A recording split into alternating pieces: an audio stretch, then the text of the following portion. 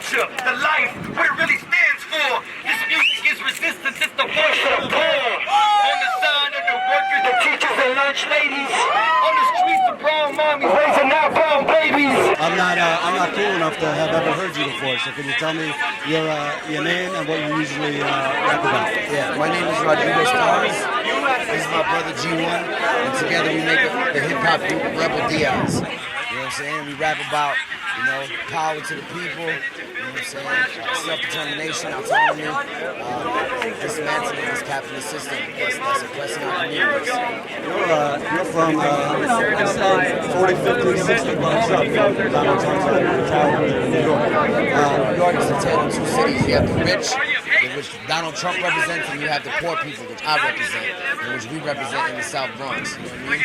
And whenever you have people that live conditions of poverty, and there's culture that comes out of those communities, like the hip hop that we make, those messages are going to be about resistance. They're going to be about survival and surviving the oppression that we live on an everyday basis, whether it's police murdering us, whether it's gentrification, whether it's mass incarceration, whether it's lack of access to housing, healthcare. We live that every single day. You know what I'm saying?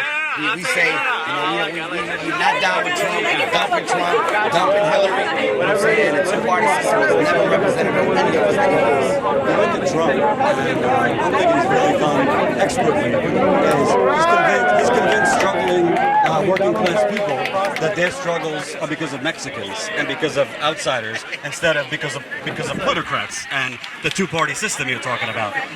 What does it say to you that so many people that are struggling, working two jobs, shitty healthcare, on and on, are convinced he's the answer?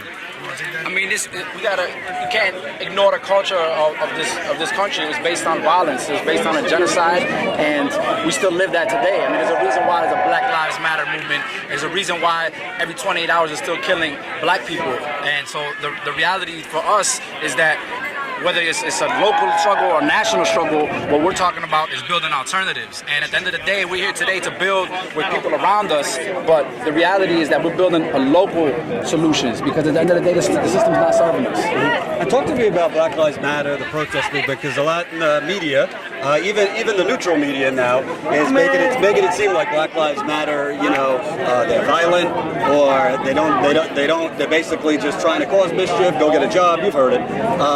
It sounds to me like you guys just want to be treated like everybody else. Look, I'm gonna be clear. The media in this country might as well come out and say that they're the official spokespeople for the state. You know what I'm saying? Like, everything that they put out, you know what I mean, is propaganda that puts forth the interests of the ruling elite. Except the Young Turks. You know what I'm saying? Yeah. No, we cool with the Young Turks, you know what I'm saying? But overall, you know the media I'm talking about. We call it the establishment. Yeah. And so when they come out, and like right now the media, if 4 black people go out and protest, it's a Black Lives Matter protest in their eyes. You know what I mean?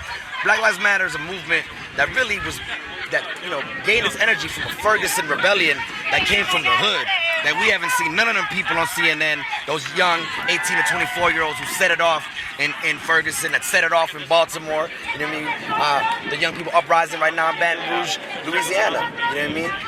So the media has never really given credit to where credit is due for people that have even brought, whether it's through uprising or whether it's through rebellion, have brought these issues to the forefront. Because we gotta be real, we would not even be talking about none of this if it wasn't for Ferguson and Baltimore, you know? And so I think that really when you look at even the statement, Black Lives Matter, it's not like they're coming out and saying, it's basically saying we just wanna live, we wanna survive. And I think that it says a lot about the white supremacy in this country, you know what I'm saying, in which people get offended by a simple statement like Black Lives Matter. If all lives did matter, then people wouldn't be saying Black Lives Matter. It's that simple. You know what I'm saying? And even today, I mean, a 4th police officer involved in the Freddie Gray case. Acquitted. Like all of them. The judicial system in this country gives the green light for police to murder us every time that they acquit these police officers. In my neighborhood in the Bronx, where Marley Graham was murdered by NYPD officer Richard Haste, you know what I mean? inside of his house in front of his grandma and 6-year-old brother. That cop just got a $32,000 raise like a month ago. You feel what I'm saying? And so these are the messages that our community receives every day. That's why people say Black Lives Matter. And I think that we have to also talk about violence, because the state, the U.S. just in general has a monopoly on violence. You know what I mean? We like to say poverty is violence, unemployment is violence, lack of healthcare is violence, gentrification is violence, broken windows policing is violence. That's violent. You know what I mean? And so when we look around here, even in a city like Cleveland, who are the people that are the most heavily armed? Right? Who are the ones that look like they're ready for a war?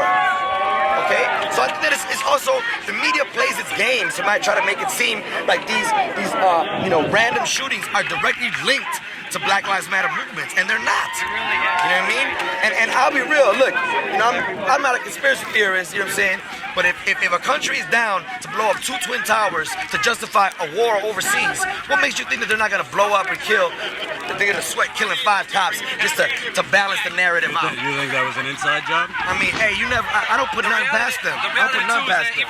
Even if it wasn't an inside job, they're gonna use it for their means. They're gonna use it to benefit their interests. They're gonna use it to criminalize the Black Lives Matter movement. They're gonna use it to increase the fear that they're putting into the white community, thinking that they're losing the privileges that they've historically had. So whether it was or wasn't, it's clear that the media is using it, for their purpose. What's the way forward? Because you got either a corporatist or a quasi-fascist are going to be the next president. What's the way forward?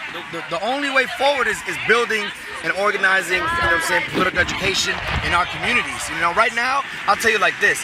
The only way forward that we see as a community is organizing autonomously and presenting an idea. The idea may not win in our lifetimes, because we're heavily out-armed and heavily outgunned.